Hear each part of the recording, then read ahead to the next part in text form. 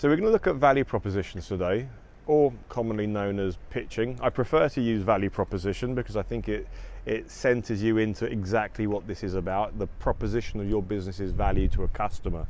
And I think if you look at it in those terms, it starts to make more sense. Good morning, it's Taryn here on my rooftop from sunny Barcelona, although the sun's just gone behind a cloud.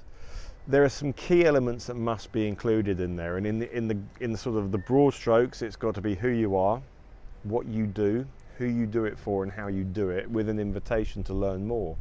And if you've only got the shortest amount of time, the so-called elevator pitch, 30 seconds, that's really the essence that you have to distill it down to in order to communicate it. I see a lot of pitching that rambles on, and you really don't know what they're saying until right at the end when they've run out of time. So always try and make your message very clear, and look at it from the perspective that the person you're telling it to may have never heard of your organization, may know nothing about what you're doing.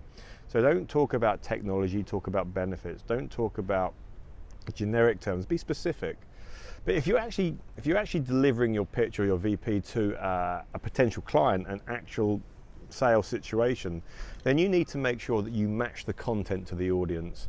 Use the language that person, if it's a larger organization, of course, use the language that's resonant with them. Be congruent with their understanding of the world that they operate within, because then that will establish you as someone relevant, credible, and able to communicate and deliver in that environment. But it actually still goes back to those simple tenets of you have to explain the detail of who you are, what you're doing, how you're doing it, and what you're doing it for, and the benefit it delivers.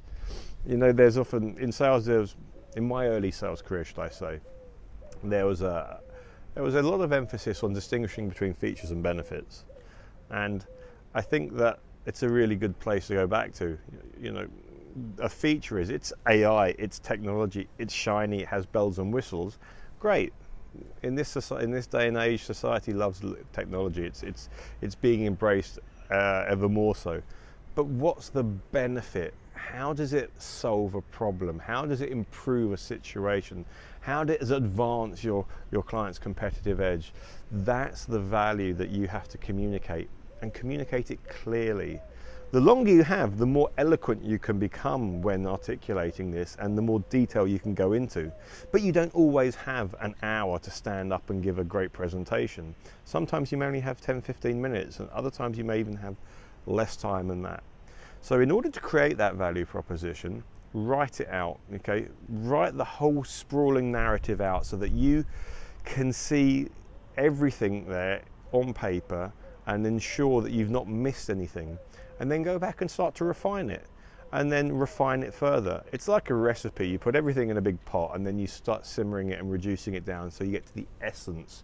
And depending on the type of environment, whether it's a sales meeting where you're doing a major presentation, whether it's you've been invited to stand up at an event and give a 15-minute talk, or whether you're doing a 30-second pitch in an event itself, or you've just been introduced to somebody, the shortest pitch has always come from the biggest understanding, and it's been reduced down.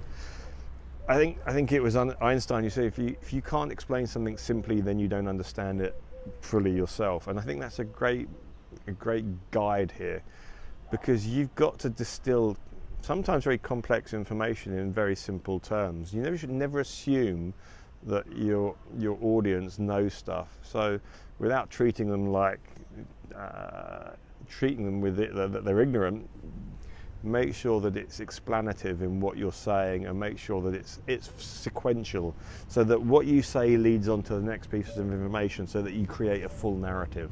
Okay, well look, that's all there is. I mean, there's a lot more to be said, of course, but this is a short video. What would you add to that? Stick it in the comments below, and I look forward to seeing you next time. Take care, bye-bye.